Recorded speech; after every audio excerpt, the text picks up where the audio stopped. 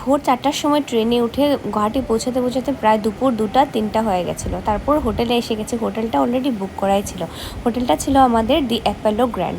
তো হোটেল রুমটা সত্যি খুব সুন্দর ছিল। এই চেহারা দেখো আমাদের একদম পুরো দিন জার্নি করে অবস্থা খারাপ হয়ে গেছে। তারপর আমরা ফ্রেশ ট্রেশ হয়ে ড্রেস ট্রেস পরে এখন আমরা ডাইরেক্টলি চলে যাব খেতে আর কি। তো হোটেলের মধ্যেই আমরা এখানে অর্ডার দিয়ে দিয়েছিলাম বিরিয়ানি। পেয়েছে পুরো দিন ট্রেন জার্নি করে এখন এসে বিরিয়ানি খাচ্ছে।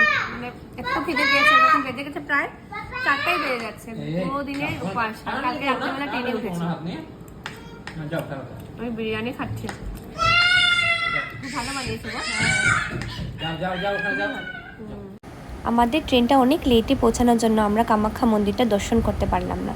তারপর বিকেলবেলা আমরা ঘুরতে চলে গেলাম ব্রহ্মপুত্র হেরিটেজ সেন্টারে। তো ওইখানে গিয়ে একটু বাচ্চাদেরকে খেলাটেলা করবো। এখানে ওরা গিয়ে একটু আরাম লাগবে ওদের। একরকমের দুজনের ড্রেস পরে বেরিয়ে পড়েছে।